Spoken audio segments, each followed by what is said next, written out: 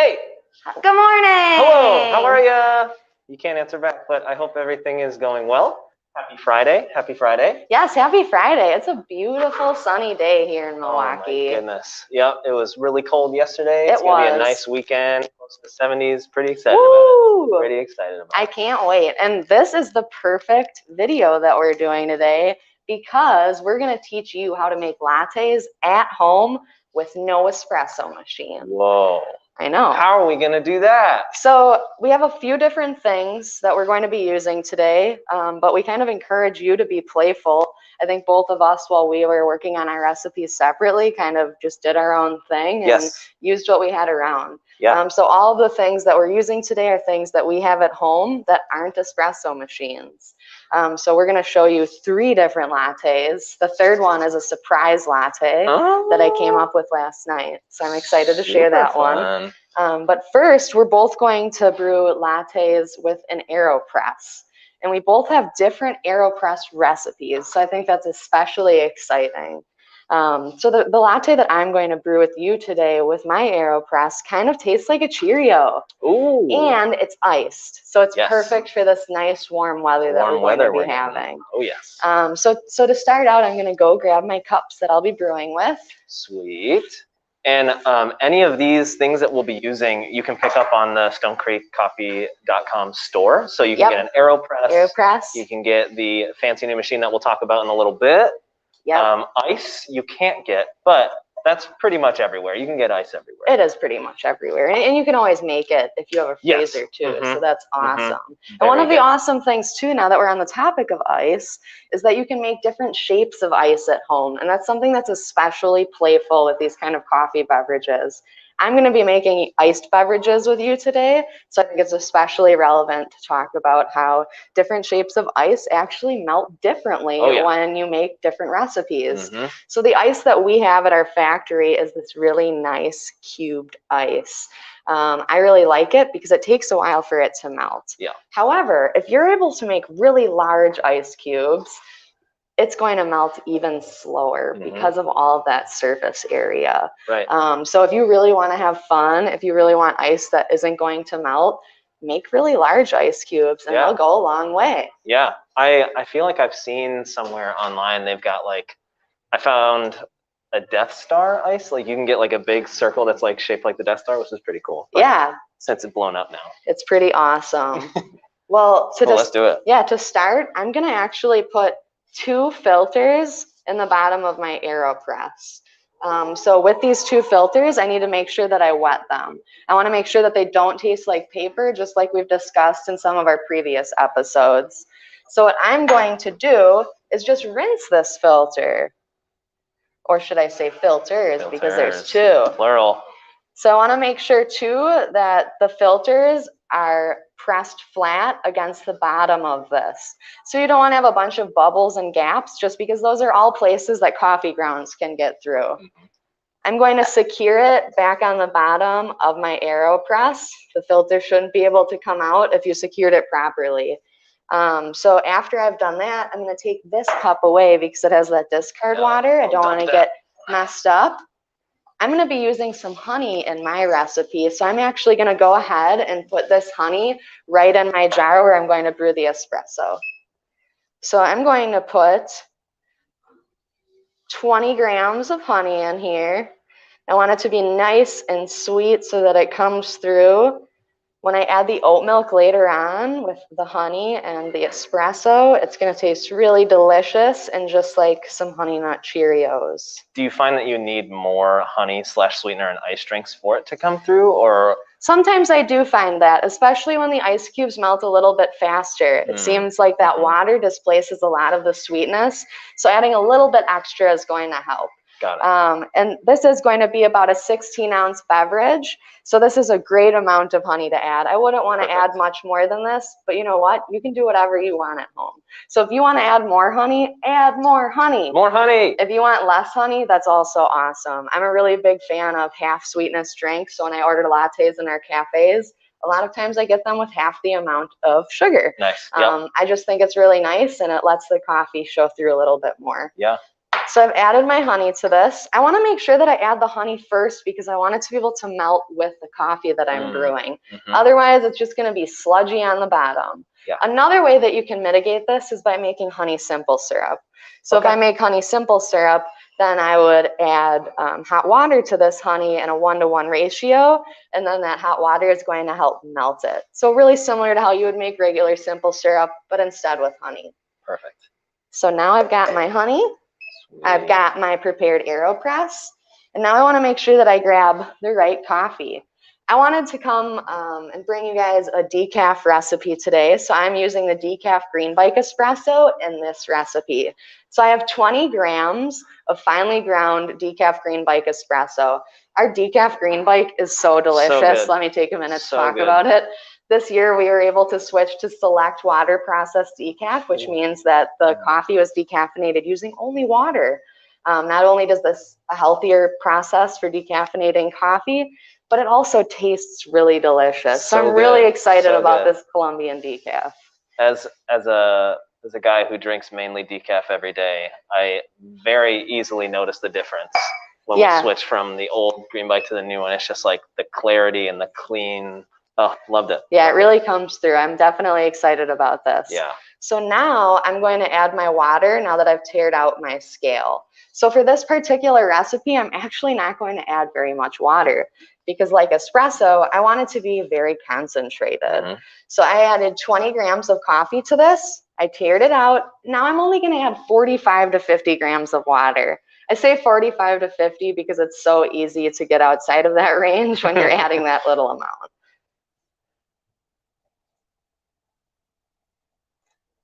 And you ground this, if people want to get this coffee at this grind size. Yep, so I ground this at a 4. At a 4. So that's really fine using our grinders that we have. I'm going to stir this right away, put that off to the side, and I'm going to immediately plunge. So it doesn't make very much, but the idea, like espresso, is that it's concentrated. Sweet. It's definitely warm. So now I'm going to set that off to the side, and I'm going to vigorously stir it with the honey. Wow. Make sure that's all melted in there. Get a nice party going. Get the honey with the coffee. All right. And then, since we're sharing, I will split this. You want me to put them on a scale so you know different amounts, or are you good? Just gonna eyeball it? Yeah, let's just eyeball it. That's what I would do at home. There we go. Sick. Ooh, ice everywhere. Oh, all right. Yeah. And then I'm gonna move this away so that you can see how fun it is. Oh my God. So. I mean, it just looks so nice. It does look really nice. And these are really beautiful glasses. They're not neutral glasses, and I really love them. We don't sell these on our website, but Not Neutral, the company that also makes, what else does Not? They make like different mugs and. Yeah, Not Neutral also makes our in cafe ceramic mugs, and they are absolutely beautiful. They're also really nice to pour latte art into. Very wide mouth. So that's really nice. Yeah. Now look at this cute little bevy. A little ombre in there, is that what that's? Yeah, it is. Right. So you can either drink this as is or go ahead and stir it up. I like to stir it up a little bit just so that it's a little bit more combined. Sick. But since we went ahead and incorporated that honey into the espresso that we brewed, it's already going to be a lot more combined than it would be otherwise. Oh yeah. Give her a taste. That's so good. Oh my God, that is like a Cheerio. That's so good. It does taste like a Cheerio. Oh my gosh. So that's one thing about milk alternatives that I really like when I'm experimenting with things, is that you can use milk alternatives to flavor the beverages that you're creating. This would have been a little bit more difficult if I had used a milk that was dairy-based. However, I could have added milk to a dairy-based milk together to some cereal to make cereal milk. Ooh, and then you can make the same latte with cereal milk at home. So you can do just about anything with the ingredients that you have on hand. Just because you don't have the ingredients that we have today doesn't mean that you can't make it at home. That's true. That's true. And make sure you always eat that cereal afterwards. A nice soggy cereal after you make cereal milk. I don't know. I'm a fan of soggy cereal. Sometimes throw a little crispy on top. Good to go. Sweet. That was so good. Oh my God. Now I'm nervous to make mine because I don't think it's going to be as good. But we're going to do it anyway. All right. So moving on. I'm just going to leave that there because I actually want to drink more of it later. The battle of the lattes. Yes. The battle. Okay. So I'm making a at-home replica of one of my favorite lattes from a coffee company that's down in Nashville, Tennessee. They're called, and I forgot the name of them. Oh, I'm sorry, Steadfast. Steadfast Coffee in Nashville, Tennessee. They have a drink called an Atlas, which is a standard. So I'm using regular dairy milk. I'm going to be using our Green Bike, which is caffeinated. And then it's Demerara sugar, which is just brown sugar. And then I'm going to be infusing my milk with orange peel, so it kind of has that essence to it. So to start, I'm using an espresso recipe for my Aeropress that's a little different. It takes a little bit of willpower to get it done because I'm going to be pressing down against pressure for about a minute. So I'm going to be getting this set up just like Jess had hers set up here. Kind of makes you feel like the Hulk. Yeah. When you're making espresso in an Aeropress. Yeah, and then you're or just brewing Aeropresses in general. Yeah. It's fun though. You're like, yeah. It's more involved. It's more exciting to me from time to time to kind of get involved with that. I'm just going to grind up my coffee real quick. So I'm going to keep drinking this while he does that because I enjoy it so much. Something else that we can talk about is the different kinds of sugar that we're using today. So another thing that you can play with when you're making lattes at home is the kind of sweetener that you're using. Joshua is going to be using this brown sugar. I used honey, and then in the next recipe that I've prepared, I use plain old white granulated sugar. All of these sweeteners taste very different from one another, and they do bring out different kinds of sweetness in the coffee that you pair them with too. So I think it's especially fun to play with sweetness, and not only how much sweetness you're adding, but what kind. And it's something that's often really overlooked, I feel like. Yeah, yeah. The complexities that you can get from several different kinds of sugar is so important. Yeah, it really is. To think about before you put that sugar in your coffee. All right, so we're kind of trying to replicate the same kind of pressurized system as you would out of an espresso machine. So I brought my handy dandy Penzies spice bottle here. And what we're gonna do is, since this spice bottle fits pretty close to perfectly inside, we're gonna slap this guy on top, and then we're gonna send it down the chute, and we're gonna tamp our coffee that's inside our Aeropress before we press it through. So if you do it this carefully, you can stop right above the coffee and just drop it above, and then tamp it down just a bit. If I didn't mess it up. Oh no! It's gotta come out now. There we go. But it tamped it down, so it wasn't a problem that you had to do that and turn it a little bit sideways. And the reason we're tamping it down is so that when we pour the water in, it's not messing up all those grounds. It's kind of keeping it in that puck form. Right, and then there's no channeling either. You're allowed to, or you're not allowed, you're able to keep it from channeling. Yeah, and to give you all an idea of how that would look if we were using an espresso machine, we have an espresso machine on hand. So the thing that Joshua is trying to replicate is the motion of tamping inside of a portafilter. Yes, exactly. So this is like a portable portafilter. Yeah. And this is your tamp. Oh yeah. So that's pretty awesome and innovative. There's so much that you can do with what you have on hand.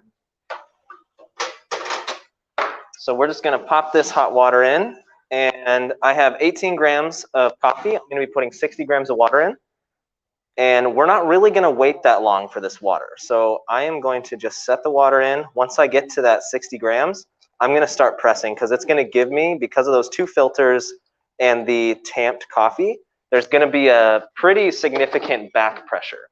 And so I'm gonna just start pushing, and it's gonna push back at me, and it's probably gonna keep me about the middle, and I'm just gonna hang out here. And while I'm hanging out here, what's happening is there's pressure building inside that chamber, and I'm trying to keep that pressure as constant as possible, because in an espresso machine, there's 9 bars of pressure usually pushing up against that puck of coffee, and that's what's kind of pulling out all of those TDS, the dissolved solids, all those really good flavors. And so this is kind of my way of replicating that. It's not perfect, but something I've found to be pretty tasty and pretty close to the real thing. So it really harnesses the power of air pressure, which is really cool because it shows just how powerful the hand is when brewing. Mm-hmm. And in this recipe, I push all the way down so that if you can get some of that, like... See, this looks way more like espresso than what I had previously brewed. It's a lot more dark, and it looks kind of more like what I would expect from an espresso. It almost looks like something that you would have brewed in a mocha pot on the stove. Yeah, and a mocha pot is another thing that I love to use when I'm making home lattes. We decided not to use the mocha pot today so that we wouldn't have a burner out, but if you do have a mocha pot at home, you can definitely make pretty great tasting espresso right on your stovetop. Yeah. They also have electric mocha pots. They do, yeah, yep. I've seen those. So that's cool. All right, while I'm waiting, so I just threw my milk into the microwave just to be a little bit more safe rather than having a cooktop out like we had talked about. That's just a little too dangerous for me, so throw it in the microwave. If you have a stove at home, throw your milk on the stove. I would recommend that over a microwave, just because one, it's a little bit quicker and a little bit more, I don't know, it doesn't scald the milk as easily. Yeah, and if you are making that milk on the stove, we recommend whisking it as you heat it up and heating it up over medium or medium-high instead of high, just because you really don't want to scald the bottom of that pan. Otherwise, it's not going to taste quite as good as it could. And even when it's in the microwave, don't want to overheat it. Otherwise, it's going to leave a funky film on top of your cup. Yeah. And I don't think any of us want that. Nope. So I put... As we're waiting for this milk, I put the 6 grams of the brown sugar inside the glass, just mixing it up, making sure all of those granules are very dissolved. Nice. And we kind of have a sweet espresso to start with.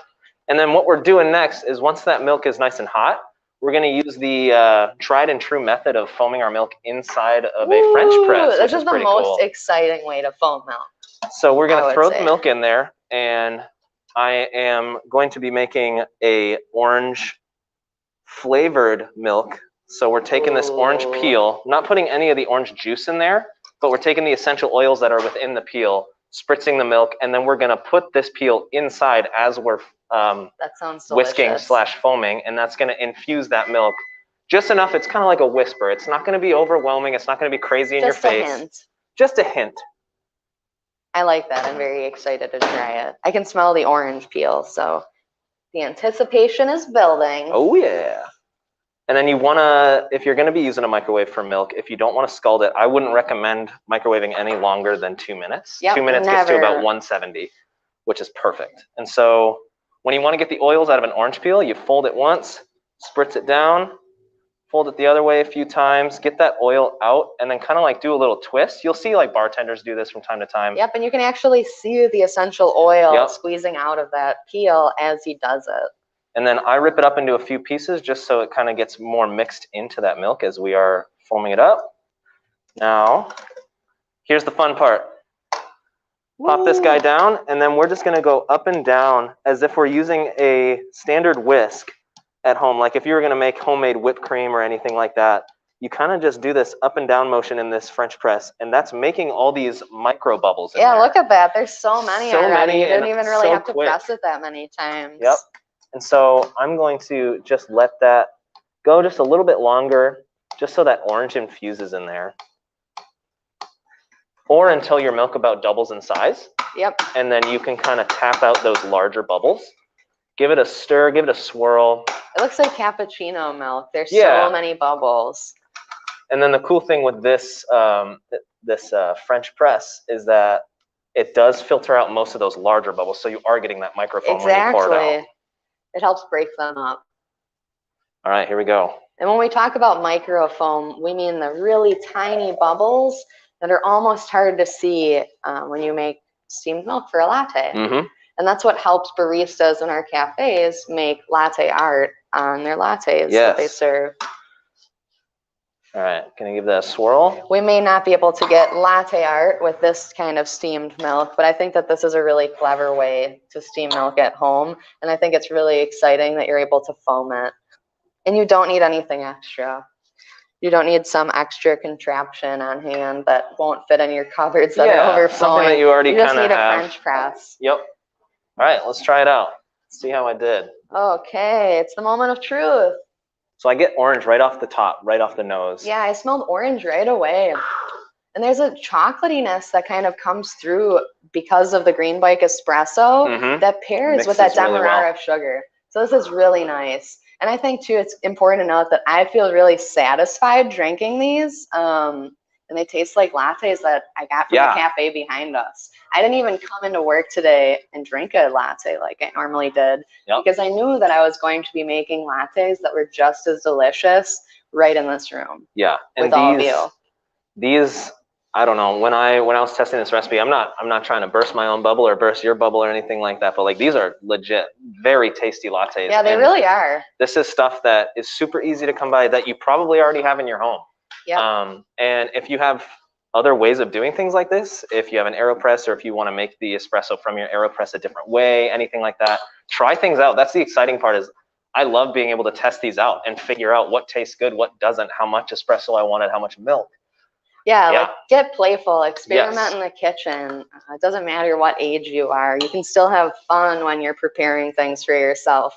And I think that you'll find yourself enjoying things more if you are having fun while you're preparing them. And there's nothing quite as satisfying as preparing something for yourself and the people that you love that's really delicious. Yep. I know that when I make a really good meal or a really good latte at home and share it with my husband, it feels that much more special to me.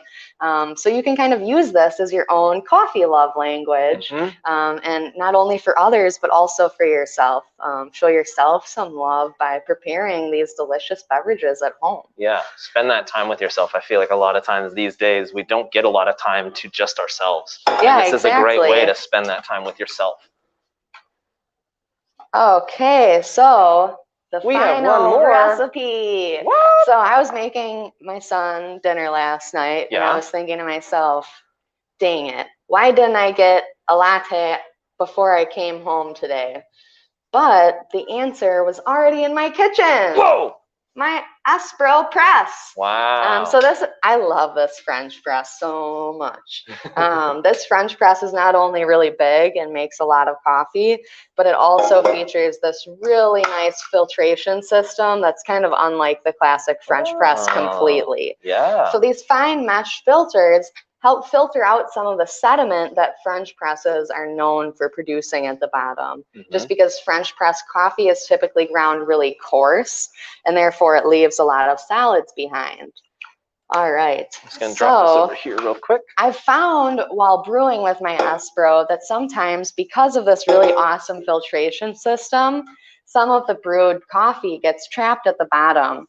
So I've adjusted this espresso recipe to account for that loss. So the ratio of coffee to water is actually a little bit different than it was in our previous recipes. Cool.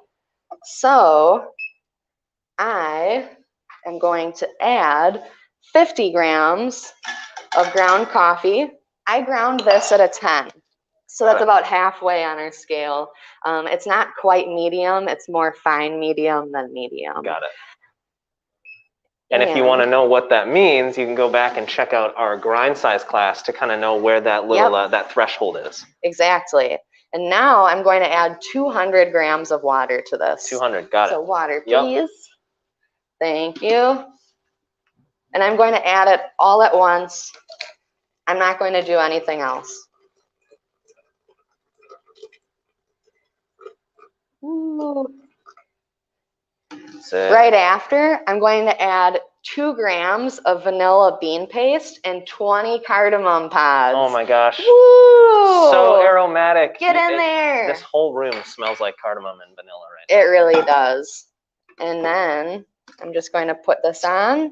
Plunge it only halfway down so that it's not completely immersed. When you completely plunge it all the way down, it actually stops the brewing. Why is that? I think it's because the two filters lock together and then push all of the grounds to the bottom. Oh, no more saturation. Yeah, exactly. So unlike other French presses, you can actually leave your coffee in this French press for a little while after it's done brewing. That's nice. And it's insulated. Perfect. So that's even better. Oh, yeah. So I'm leaving this in the French press for about a minute and a half. Got it. Okay. Once I get to a minute and a half, I'll push all the way down on it. What made you, this might be a dumb question, but what made you pick cardamom and vanilla over other flavors? I picked cardamom and vanilla because I really love Turkish coffee. So this reminds me of Turkish coffee, but just a little bit of a play on it. That's an iced latte recipe. I think that cardamom is really refreshing, pretty much no matter what season it is. I really love our cardamom latte here, so I wanted to kind of create something that was similar to it. And shout out to our bakery, the cardamom pistachio scone is nuts. Yeah, we have a cardamom pistachio scone that's absolutely delicious. So now I'm going to tear out my scale and I'm going to add 10 grams of that white sugar that I told you guys about earlier to this glass. Oh yeah. All these different sweeteners. The world is our oyster. We got so many different things. Yeah, it truly is. All right, now I'm going to press down. My 1-year-old loves to press down on the Aeropress. It's adorable. And then I'm going to decant. As you can see, this is not 200 grams that came out. Wow. It's actually 68, and that was with the weight of the sugar. So it's actually 58 grams that came out. That's incredible. This is darker than my Aeropress espresso. Yep. So I feel especially excited about how this is going to taste in the final cup. Wow. That's so cool. Another reason why I really like iced lattes is because they're so easy to take on the go and they don't change in temperature too much as you sit and drink them. Perfect for summertime. Oh yeah. A little bit of porch sitting with a nice homemade iced latte. Oh yeah. Chef's kiss, baby. Now we're gonna pour this oat milk on top. Ooh. That looks so fun. I love watching milk go on top of the espresso. Infusion. It's so cool to watch that infusion. It's so beautiful. Oh yeah. So kind of you almost hate to mix it up. Right. While you're working on making these kind of fun recipes at home, I really encourage you to take it as a moment, not only to spend with yourself, but also just to enjoy the moment and be in the moment, and enjoy how beautiful the coffee looks in the cup. Enjoy how good it smells. Feel proud of yourself for making a delicious drink because you did it. Ooh, it tastes like summer. Ooh, I love it. That's so refreshing. It is really refreshing. I really love this recipe. Another reason why I really wanted to make the espresso recipe in the French press is because I've never seen one. I've never seen anyone show me how to make espresso in a French press, but the French press is something that I use almost every day. And it's also really easy to clean. Yes. So I really Thank goodness.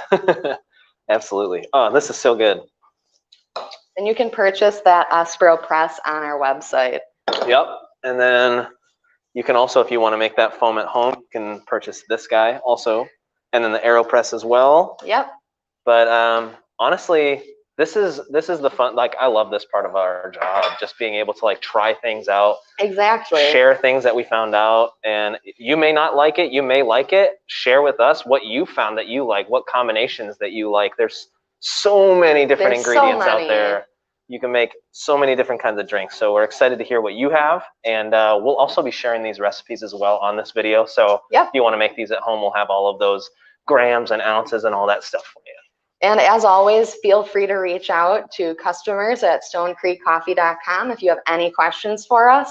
We're always happy to help step up your coffee geekery and provide a world-class experience for you because you deserve it. Oh yeah. Remember to never stop learning because coffee is going to be crazy fun, but there's so much to learn. So remember to never stop learning. I'm going to go awkwardly turn the camera off because it's just us two. We hope that you have a wonderful day today. Thanks so much for joining us. Bye-bye.